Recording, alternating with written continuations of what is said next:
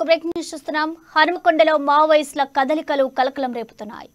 ఛత్తీస్గఢ్ రాష్ట్రం నుంచి కొందరు మావోయిస్టు పార్టీకి చెందిన ఉన్నత శ్రేణి నాయకులు నగరానికి వచ్చినట్టు వార్తా దావనంలా వ్యాపించడంలో నగరం ఉలిక్కిపడింది. 3 రోజుల కిందట ములుగు రోడ్డు వద్ద వాహనాలు తనిఖీ చేస్తుండగా 6 మావోయిస్టు పార్టీ నాయకులు చిక్కినట్లు తెలుస్తోంది. అరెస్టు చేసిన మావోయిస్టులను రహస్యంగా పోలీసులు విచారణ చేస్తున్నట్లు సమాచారం. మావోల అరెస్టును పోలీసులు ఇంకా అధికారికంగా ధృవీకరించకపోవడం చర్చనీయాంశంగా మారింది.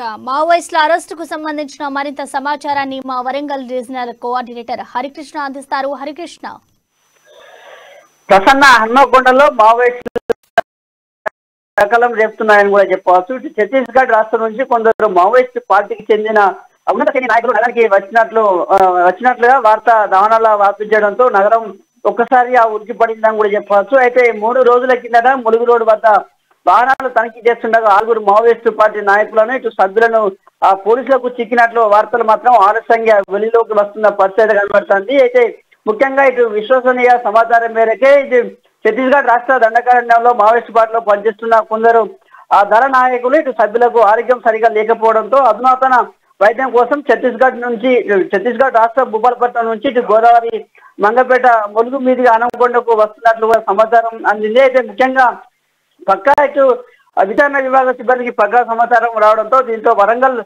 పోలీసు కమిషనరేట్ పోలీసులను అప్రమత్తం చేశారు. దీంతో 3 రోజుల కిందట ములుగు రోడ్డు వద్ద వాహనాలు తనిఖీలు నిర్వహిస్తుండగా ఇటు బొడోర వాహనాన్ని ఆపి తనిఖీ చేయగా అందులో ఛత్తీస్గఢ్ రాష్ట్రానికి చెందిన కొందరు వ్యక్తులను అనుమానాస్పదంగా కనిపించినట్లు కూడా సమాచారం అందుతుంది. అయితే వారిని అదుపులోకి తీసుకున్నారు. వాహనాన్ని స్వాధీనం చేసుకున్నట్లు కూడా సమాచారం అందుతుంది. అయితే పక్కా ఈ విషయమే ఇటు హనుమకొండ ఏసీపీ కిరణ్ కుమార్ ను కూడా వివరణ కోరగా మాత్రం దీన్ని అధికారికంగా మాత్రం ధృవీకరించలేదు. అయితే అరెస్టు సంబంధించి కూడా మావోయిస్టులు కాజీపేట ఫాతిమానగర్ లోని ఇటు వరంగల్ టాస్క్ ఫోర్స్ కార్యాలయంలో ఇటు హనుమకొండలో పోలీసులు విచారిస్తున్నట్లు కూడా సమాచారం ఉంది. అయితే ముఖ్యంగా ఇటు మావోయిస్టు ఛత్తీస్గఢ్ చెందిన వారిగా కూడా గుర్తించారు పోలీసులు. అయితే ప్రాథమిక నిర్ధారణకు వచ్చిన తర్వాత 2 మహిళల్లో ఒకరు బస్తర్ ఏరియా మహిళా కమాండర్ కోమలతో పాటు మరో మహిళా దళ సభ్యురాలు ఉన్నట్లు కూడా తెలుస్తా ఉంది. అయితే ముఖ్యంగా ఇటు పురుషుల్లో ఒక దళ సభ్యుడు, ఒక గైడ్, ఒక డ్రైవర్, స్థానికంగా ఉండే కాంగ్రెస్ పార్టీ నాయకులు కూడా ఉన్నట్లుగా సమాచారం అందుతుంది. అయితే అదుపులో తీసుకున్న